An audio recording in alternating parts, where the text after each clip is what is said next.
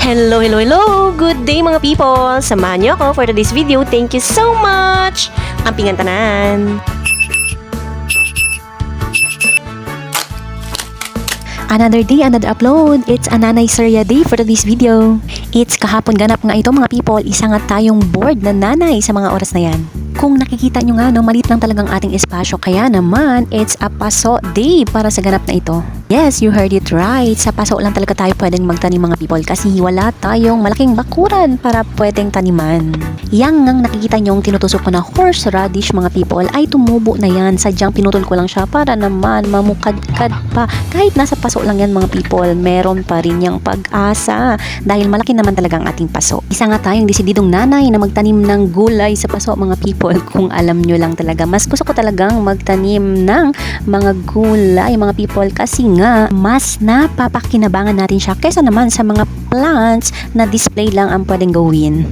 Pero gayon pa man, iba-iba tayo ng gusto mga people. Kung gusto nyo ng halaman ang inyong tanim, it's okay. Pero yung choice ko talaga ay gusto ko talaga ng gulay mga people kung pwede lang magkaroon ng farm.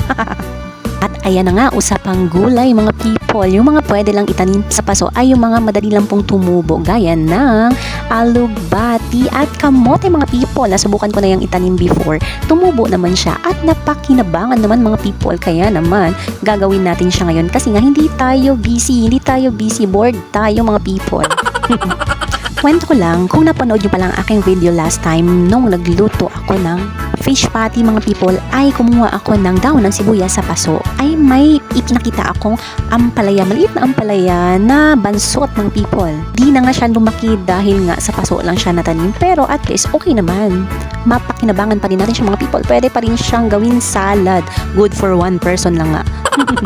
At sa mga oras na to, tapos na nga tayo nagtanim ulit sa ating paso mga people. Oras na para paliguan ang ating mga alaga. Matagal-tagal na nga natin silang hindi napapaliguan. Si Bray lang ang nagpapaligo sa kanila. So ilang buwan ko na din silang hindi nahawakan para paliguan. So ngayon gagawin natin dahil nga hindi tayo busy, bored tayo mga people. Medyo madali lang naman talaga silang paliguan mga people. Lalo na yung malaking aso na si Sonji ay madali lang talaga siyang paliguan. Steady lang yan siya mga people. Kahit tingnan niya yung video kung ilang minuto yan siya papaliguan ay nakasteady lang yan siya sa kanyang lugar. Doon lang ako nahihirapan sa aking maliit na aso, si Google. Dahil pag pinapaliguan yan siya, pag bubuhusan mo na ng tubig ay galaw ng galaw mga people. Gusto atang sumayaw ng makarena.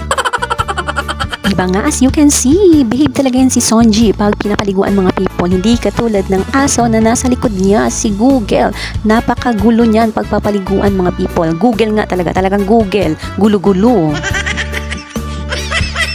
Kung napansin nyo nga kanina ay kulay orange ang ating ginamit na sabon sa kanila mga people. It's a Kojic soap na ayaw na natin gamitin dahil nga nangitim tayo. Kaya naman pinagamit natin sa ating mga aso. Pwede naman nila itong gamitin. Hindi ito nakaka-irritate ng kanilang balat mga people. Syempre kahit aso lang yan sila, dapat pahalagahan pa rin natin sila. Maraming salamat po sa araw na ito. Dito ko po muna tatapusin. Huwag po kayong magsawang manood at makinig. Thank you so much mga people. Ampingan tanan.